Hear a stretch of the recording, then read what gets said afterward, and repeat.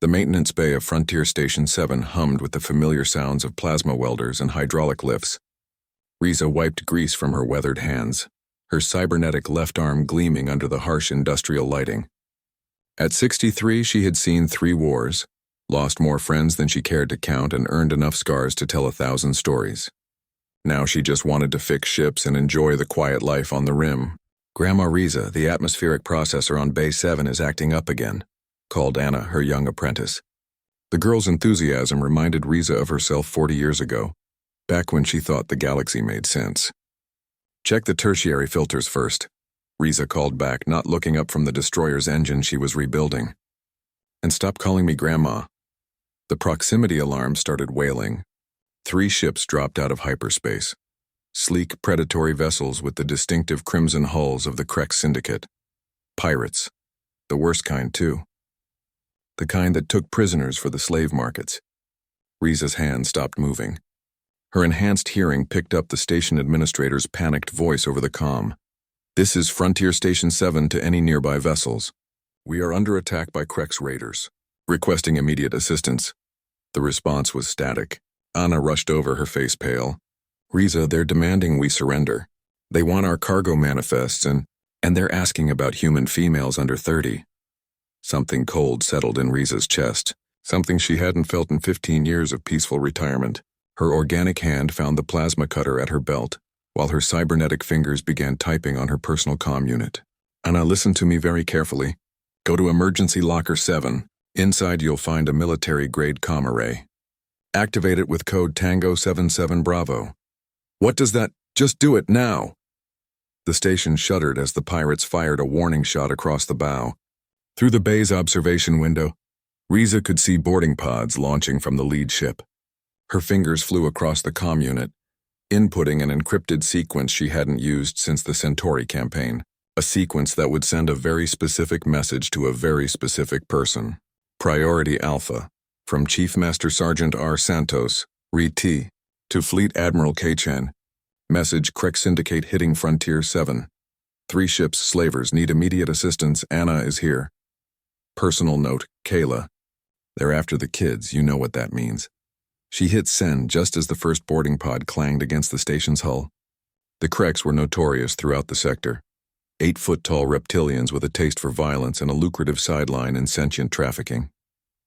Their leader, a scarred behemoth named Vask, had a bounty on his head in 7 systems. 15 minutes later, the pirates had taken the command center.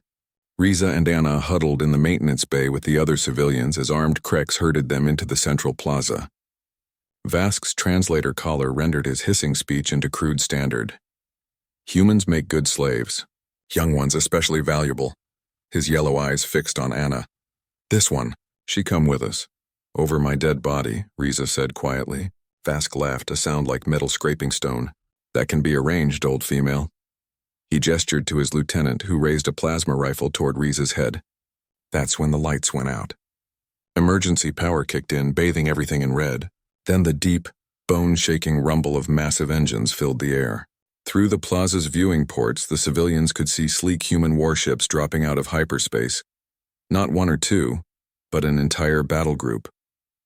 Dreadnoughts, cruisers, and destroyers, their hulls bearing the insignia of the Terran Defense Fleet. Vask's eyes widened. Impossible. No human fleet patrol this sector. The lead dreadnought, a kilometer-long monster bristling with weapons, opened a channel. A woman's voice, cold as vacuum, filled the plaza. "This is Admiral Kayla Chen of the TDF Retribution. You have 30 seconds to release all prisoners and surrender, or I will demonstrate why humans don't negotiate with slavers." "Admiral?" one of the Krex whispered. "But how?" Vask snarled and pressed his sidearm to Anna's temple. "Tell your Admiral we have hostages. We demand safe passage, or—" "Admiral!" Riza called out, her voice carrying clearly through the comm system. "It's me. Take the shot." A pause. Then, "Copy that, Chief. All civilians hit the deck. Now." Riza tackled Anna to the ground just as the station's defensive grid, supposedly offline for maintenance, roared to life. Automated turrets emerged from concealed positions, targeting systems that definitely shouldn't have been functional, painting every Krex in the plaza. The pirates had perhaps 3 seconds to realize they'd been outmaneuvered before the turrets opened fire. When the smoke cleared, Vask and his crew were unconscious, stunned by precisely calibrated energy blasts. The remaining pirates on their ships found themselves surrounded by enough firepower to crack a moon. Admiral Chen's voice came through again, warmer now. "Station 7, this is Admiral Chen, threat neutralized. Are you all right down there, Chief?" Riza helped Anna to her feet, noting with satisfaction that the girl had handled herself well under pressure. "Just fine, Admiral. Though I think my retirement just got a little more interesting." "Copy that. We'll be docked in 10 minutes. I owe you a drink." As the pirates were led away in restraints, Anna stared at Riza with newfound respect. "You were military. Chief Master Sergeant, Terran Defense Fleet Special Operations. Served under Admiral Chen for 12 years before I hung up the uniform." Riza smiled. "Turns out once you save an admiral's life during the siege of Proxima, she tends to remember you. Is that why the fleet got here so fast?" 23 minutes, actually. Not bad, considering they were probably 3 systems over. Riza picked up her plasma cutter and went back to work on the engine. The Admiral's got a long memory and a short temper when it comes to people threatening her friends. Anna watched the human fleet through the viewing port, its massive ships holding position like guardian angels. "So what happens now?" Now you learn that humans don't just fix machines, kid. We fix problems.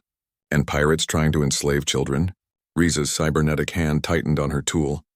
"That's the kind of problem we fix permanently." The galaxy was a dangerous place. But sometimes the most dangerous thing in it was a retired human who still had friends in high places.